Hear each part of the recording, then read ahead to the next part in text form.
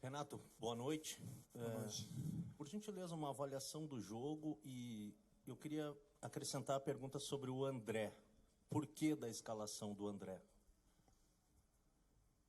O jogo, o Grêmio até, no meu entender, estava um pouco melhor que o Flamengo. Não estamos concluindo a gol, mas nós estamos melhores do que eles até tomarmos o gol, naquele lance do Léo. No segundo tempo a gente continuou pressionando, mesmo 11 contra 11, depois 10 contra 11. Tentamos, lutamos, brigamos. O Flamengo, no momento que ele perdeu o Gabigol, fez duas linhas na frente da área, ficou difícil de entrar. Tivemos o lance do Viseu com o Rodolfo, basicamente foi o mesmo lance do Flamengo. Não venho aqui me lamentar se foi pênalti, se não. Vocês sabem que independente do resultado, eu não falo de arbitragem. Quanto ao André, é simples. Nós estamos precisando de um homem na área. Nós estamos atacando, nós estamos tendo jogadas para um lado, para o outro. E nessas horas é importante ter um jogador de área para brigar, para tentar concluir as jogadas. É muito simples, tanto é que depois eu coloquei, no momento que o Flamengo perdeu o Gabigol, coloquei o próprio Viseu, jogando com dois atacantes dentro da área. Não fizemos o gol. Mas as jogadas a gente tentou de todas as formas, cruzamento para a área, porque nós tínhamos dois jogadores altos, bons de cabeça. Foi por isso que eu coloquei o André. Mas eu fico surpreso quando eles pegam no pé de um jogador aqui no Rio Grande do Sul. Não estou falando de você tem todo o direito. Realmente, vocês, às vezes, alguns de vocês deveriam pensar. Alguns de vocês, ou todos vocês, têm família. O jogador também tem família. Às vezes é uma crítica, a crítica construtiva ela é válida. Agora, meu Deus do céu, uns que eu vou te contar, eles esquecem do mundo, parece que eles querem o mal do jogador, querem jogar o jogador contra a torcida. Eu sempre falo para vocês, o André é jogador do clube, ele é jogador do grupo do Grêmio. Então, espero que eu tenha respondido a tua pergunta, por que o André entrou no jogo hoje. O Flamengo, Renato, por mais que tenha preservado alguns jogadores, manteve a característica que eles têm apresentado ao longo do Campeonato Brasileiro. Repito, sem a qualidade dos seus titulares. E o Grêmio apresentou, pelo menos hoje, uma dificuldade muito grande de sair jogando. Não é do costume do seu time dar balões, fazer ligações diretas, e isso aconteceu muito, principalmente no primeiro tempo. Você tem o diagnóstico do motivo pelo qual a dificuldade hoje foi muito evidente, principalmente nos primeiros 45 minutos, mesmo contra a equipe reserva do Flamengo? Em primeiro lugar, eu não considero time reserva nem aqui, nem em outro lugar. Né? O Flamengo gastou quase 200 milhões, então você não pode dizer que tem um time reserva. O Flamengo jogou sem 4, 5 jogadores. O Grêmio jogou com uma equipe totalmente diferente, alternativa, contra o Flamengo no Maracanã pelo Campeonato Brasileiro também. Então, jogar contra... Então, a gente tem que falar dos nossos desfalques. E eu não costumo falar dos nossos desfalques, até porque eu sempre valorizo o meu grupo. O que aconteceu hoje é que o Mateuzinho ele faz muita falta pra gente, porque é um jogador que se assemelha ao Maicon.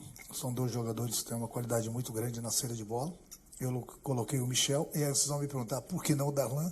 Justamente porque nós tínhamos o problema da bola aérea novamente. Então nós temos que ficar com um time muito baixo, e isso é perigoso, porque numa bola aérea, numa bola parada, se decide uma partida.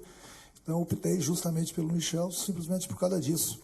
Agora, a minha equipe foi ofensiva o tempo todo. O tempo todo. No final do jogo, então, nós estávamos praticamente com um volante, nem um lateral direito. Tentamos de todas as formas. A gente também não pode tirar os méritos do Flamengo. Eles têm um grupo muito bom, muito bom. Você vê que sai um, entra o outro, eles continuam jogando da mesma forma, a qualidade deles é muito grande. Se aproveitaram do pênalti. Por que ninguém me pergunta se foi pênalti? Ninguém me pergunta se foi pênalti ou não. Se foi pênalti ou não do Grêmio, ninguém me pergunta, né? Eu acho engraçado isso. Não vou falar, mas eu gostaria de ouvir de vocês. Olha, o Flamengo teve um pênalti que, pela regra, que o Gaciba teve aqui dando as explicações para a gente, e eu não estou nem criticando. Isso é uma crítica construtiva. É o que eu falo. Eu falei para o Klaus, que é um dos melhores árbitros do futebol brasileiro. Eu fui lá, eu perdi o jogo e fui cumprimentá-lo depois do jogo. Então, muita gente pode achar, o Renato foi lá porque perdeu o jogo. Não fui lá cumprimentar pela arbitragem que ele teve hoje. Agora, a regra tem que ser para todos. A regra tem que ser para todos. O Gaciba teve aqui, ele mostrou o lance, esse mesmo lance aí do Léo Moro, o jogador caindo ainda, sem tocar no chão, ele falou para a gente, não é mais pênalti. Aí o Léo está caindo, já está com os dedos no chão, pênalti. Do outro lado, um pouquinho diferente, mas praticamente igual o lance do Viseu com o Rodolfo, não é pênalti. Então, no intervalo do jogo, falei com o Klaus. Klaus, deixa eu falar uma coisa para você. É a única crítica que eu tenho. Veja bem, eu não estou fazendo crítica à arbitragem. Eu estou fazendo crítica às decisões deles. É que eu venho falando há horas para vocês. Ou a CBF se posiciona que obriga o árbitro do jogo, num lance desse, olhar o lance no VAR, ou tira o VAR. Porque a única coisa que eu cobro dos meus jogadores, e eles têm conversado com a arbitragem do campo, é justamente isso, foi o que eu falei para ele. A tua opinião pode ser diferente do árbitro do VAR. Se você é que manda no jogo, e eu acho que tem que ser o árbitro do jogo, em qualquer jogo, é ele que manda, ele sempre fala, sou eu que mando o jogo, perfeito, concordo. Então vai lá ver, porque a opinião do árbitro do jogo pode ser diferente da opinião do VAR. A única discordância que eu tenho disso tudo é que o árbitro do VAR tem que parar de apitar o jogo. Porque quando eu cobro da arbitragem, porque você não foi lá ver? Porque o cara do VAR me falou que foi pênalti. O cara do VAR me falou que não foi pênalti. Eu falei, mas a tua opinião pode ser diferente da dele.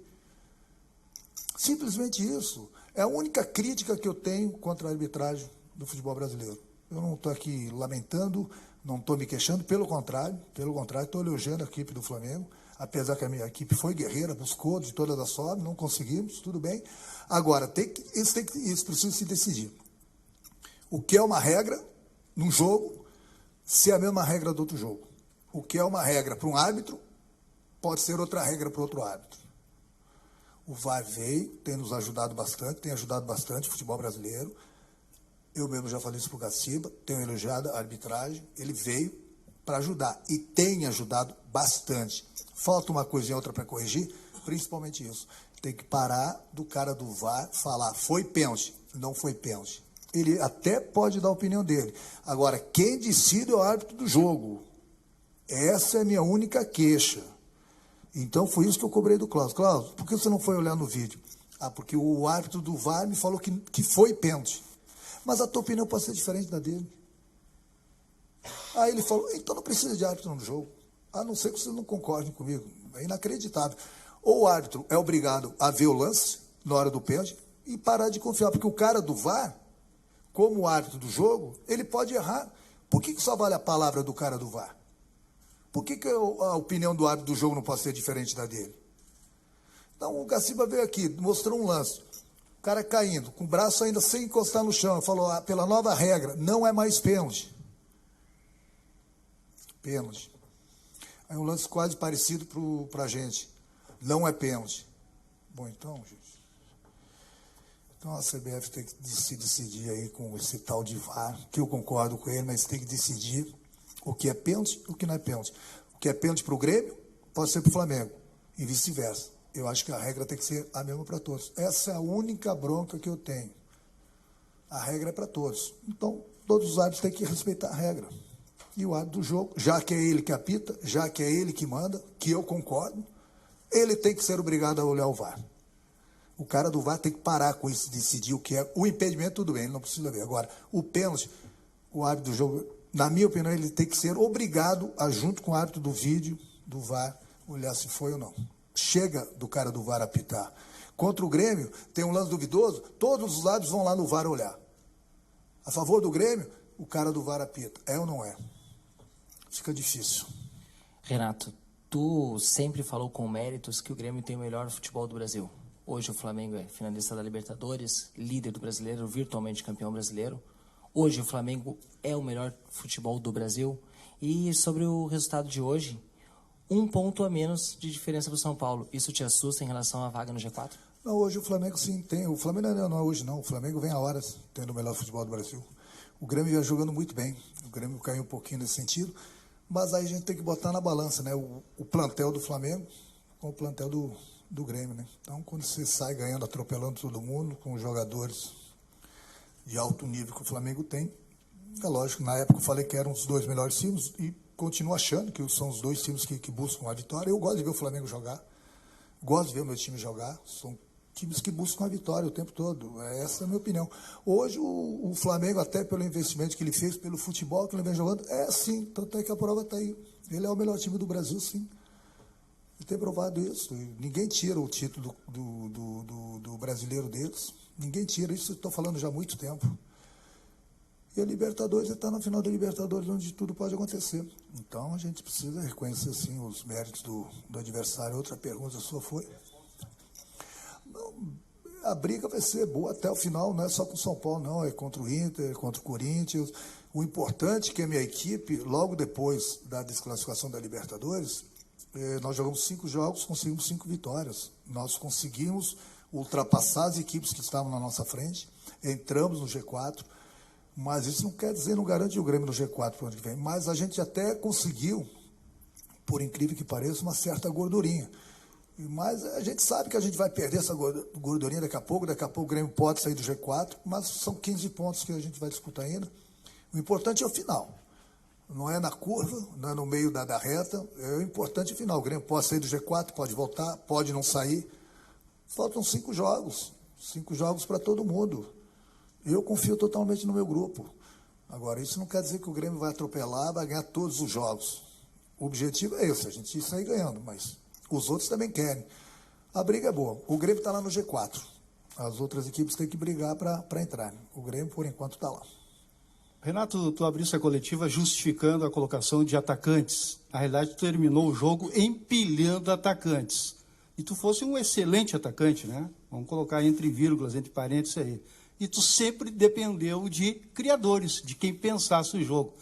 Isso é uma escolha tua, é uma carência do elenco do Grêmio? E uma segunda, já vinculando, seriam os primeiros reforços para 2020? Tua pergunta é muito boa. É óbvio que eu sei que no momento que você empilha os atacantes, daqui a pouco falta o meio para municiar esses atacantes. Eu sei disso. Mas aí você tem que ter a leitura do jogo. Qual foi a leitura do jogo que eu tive? O Flamengo, no momento que ele perdeu o Gabigol, que eu botei também o Viseu, eu empurrei os meus 2 atacantes em cima dos 2 zagueiros do Flamengo, obriguei o Flamengo a ir lá para trás, entendeu? Obriguei o adversário a entrar na área, porque nós íamos ter muitas jogadas pelos lados, nós tínhamos que aproveitar esse homem a mais. Então, eu tinha que ter gente lá dentro da área. Então, por dentro, era muito difícil, mesmo que tivesse um meio de ofício, que não era o caso hoje, até porque meus 2 meios de ofício estão no departamento médico, que é o Luan e o Jean. Então, fica difícil. Os 2 jogadores que poderiam nos ajudar nesse sentido estão no departamento médico. Então, ia ter jogada pelos lados. Por isso que eu abri mão de um jogador do meio, até porque eu deixei mesmo assim o Luciano por ali, que ele já jogou várias vezes. Não é aquele meia de ofício como o Luan, como o Jean. Então, por isso, eu botei o adversário para dentro da área, para que a gente pudesse ter as jogadas pelo lado. Tanto é que o Flamengo, no momento que ele perdeu um jogador, acho que é a primeira vez que eu vejo o Flamengo fazer isso. Eles davam um chutão para frente, eles entregavam a bola para a gente. É difícil você ver o Flamengo. Mas eles têm a desculpa, entre aspas, que é o certo. Né? Eles estavam com o jogador a menos. Por isso que eu botei os atacantes, porque nós íamos ter jogado toda hora. E forcei eles jogarem